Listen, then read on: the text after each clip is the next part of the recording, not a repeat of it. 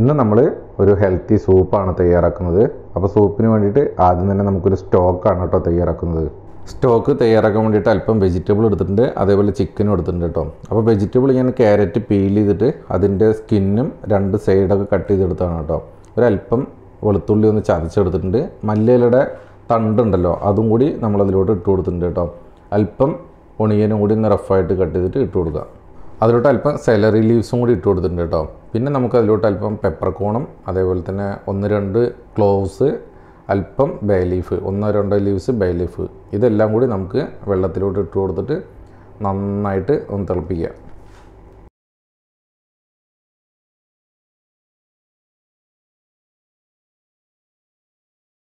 നമ്മുടെ സ്റ്റോക്ക് ഇവിടെ റെഡി ആയിട്ടുണ്ട്.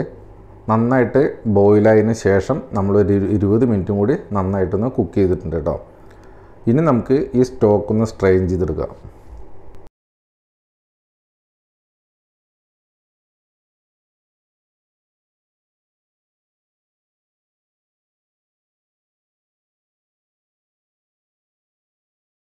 ഇതുപോലെ സ്ട്രെയിൻ ചെയ്തിട്ട് ഈ സ്റ്റോക്കാണ് നമ്മൾ സൂപ്പിന് എടുക്കുന്നത് കേട്ടോ.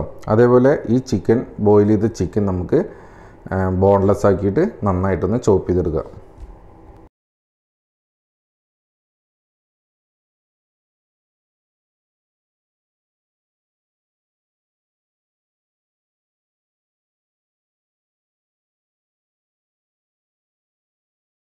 നമ്മൾ ബോയിൽ ചെയ്ത ചിക്കൻ ബോണൊക്കെ മാറ്റിയിട്ട് നന്നായിട്ട് ചോപ്പ് ചെയ്തെടുത്തിട്ടുണ്ട്. ഇനി നമുക്ക് സൂപ്പ് തയ്യാറാക്കാൻ വേണ്ടിയിട്ട് ഒരു പാൻ എടുത്തതിന് ശേഷം അതിലോട്ട് നമുക്ക് അല്പം വെജിറ്റബിൾ ഓയിൽ ഒഴിച്ചു കൊടുക്കുക. അപ്പോൾ നമ്മുടെ പാനൊന്ന് ചൂടായതിന് ശേഷം അതിലോട്ട് നമുക്ക് അല്പം ഇഞ്ചി, വെളുത്തുള്ളി, ഗ്രീൻ ചില്ലി ചോപ്പ് ചെയ്ത് നമുക്ക് ഇട്ട് കൊടുക്കാം കേട്ടോ. ഏകദേശം 1 ടീസ്പൂൺ വെച്ചിട്ട് നമ്മൾ ഇട്ട് കൊടുത്തിട്ടുണ്ട്.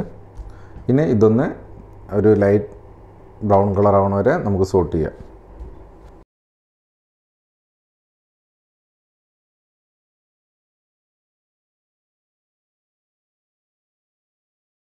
അല്പം മല്ലിയിലയുടെ തണ്ട് കൂടി നമുക്ക് ചോപ്പ് ചെയ്തിട്ട് അതിലോട്ട് ഇട്ട് കൊടുക്കാം കേട്ടോ. നല്ലൊരു ടേസ്റ്റ് കിട്ടും സൂപ്പിന്.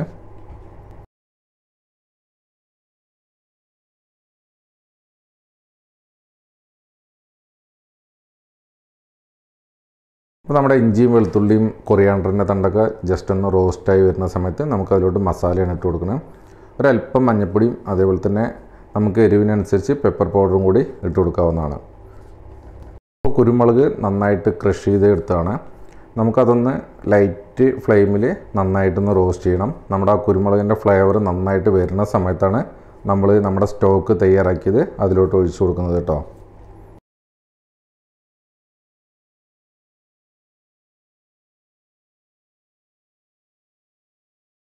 അപ്പോൾ നമുക്ക് എത്രത്തോളമാണ് സൂപ്പ് വേണ്ടത് അതിനനുസരിച്ചുള്ള സ്റ്റോക്ക് നമുക്ക് അതിലോട്ട് ഒഴിച്ചു കൊടുക്കുക.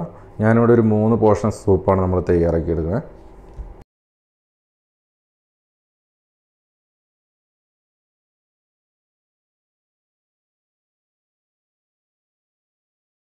അപ്പോൾ സൂപ്പ് നന്നായിട്ട് ബോയിലായി വരുമ്പോഴേക്കും നമുക്ക് 1 ടേബിൾ സ്പൂൺ കോൺഫ്ലോർ ഒരല്പം വെള്ളത്തിൽ നന്നായിട്ടൊന്ന് മിക്സ് ചെയ്ത് റെഡിയാക്കി വെക്കാം കേട്ടോ. അപ്പോൾ ഇതേപോലെ നന്നായിട്ട് തിളച്ച് വരുന്ന സമയത്ത് നമുക്ക് സൂപ്പിന് എത്രത്തോളമാണ് തിക്ക് വേണ്ട അതിനനുസരിച്ച് നമുക്ക് ഒഴിച്ചു കൊടുക്കാം കേട്ടോ. അപ്പോൾ നന്നായിട്ട് ബോയിലാവുന്ന സമയത്താണ് നമ്മൾ കോൺഫ്ലോർ ഒഴിച്ചു കൊടുക്കേണ്ടത്. ഒരല്പം ഒഴിച്ചു കൊടുത്താൽ മതിയും. നന്നായിട്ട് തിളയ്ക്കുമ്പോൾ സൂപ്പ് ഓട്ടോമാറ്റിക്കലി തിക്കാവും. ഇനി നമ്മൾ നേരത്തെ സ്റ്റോക്ക് തയ്യാറാക്കിയിട്ട് ചിക്കൻ ചോപ്പ് ചെയ്ത് വെച്ചിട്ടുണ്ടായിരുന്നില്ലേ, അതുകൂടി നമുക്ക് ഇതിലോട്ട് ഇട്ട് കൊടുക്കാം. ഇനി ഒരല്പം നേരം കൂടി നമുക്കൊന്ന് കുക്ക് ചെയ്യാം കേട്ടോ സൂപ്പ്. നമ്മൾ കോൺഫ്ലോറൊക്കെ ഒഴിച്ചു കൊടുത്തതിന് ശേഷം നമുക്ക് സൂപ്പ് നന്നായിട്ടൊന്ന് ബോയിൽ ചെയ്യണം കേട്ടോ. അപ്പോൾ നമ്മൾ നന്നായിട്ടൊന്ന് ബോയിൽ ചെയ്യുമ്പോൾ അതിൻ്റെ മേലിലായിട്ട് നമുക്കൊരു സ്കമ്മ് കാണാൻ പറ്റും. ഒരു പത പോലെ മേലിലായിട്ട് വരും. അത് നമുക്കൊരു സ്പൂൺ വെച്ചിട്ട് നമുക്കൊന്ന് മാറ്റിയെടുക്കണം. എന്നാലാണ് സൂപ്പ് നല്ല ക്ലിയർ ആയിട്ട് നമുക്ക് കിട്ടുള്ളൂ. നമ്മൾ ആവശ്യത്തിന് ഉപ്പ് കൂടി ഇട്ട് കൊടുത്തിട്ടുണ്ട് കേട്ടോ. അപ്പോൾ ഇതുപോലെ ആ സ്കമ്മൊന്ന് നമുക്ക് റിമൂവ് ചെയ്യാം. അപ്പോൾ നമ്മുടെ സൂപ്പ് ക്ലിയർ ആയിട്ട് നമുക്ക് കിട്ടിയിട്ടുണ്ട്. നല്ല ടേസ്റ്റി ആയിട്ടുള്ള ഒരു ലെമൺ കൊറിയാണ്ടർ ചിക്കൻ സൂപ്പ് ഇവിടെ റെഡിയാണ്.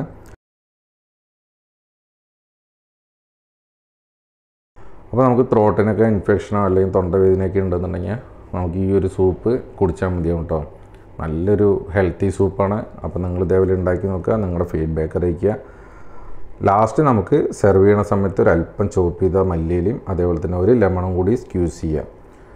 ഓക്കെ, അപ്പോൾ നമുക്ക് നേരെ ഒരു സെർവിംഗ് ബൗളിലോട്ട് മാറ്റാം.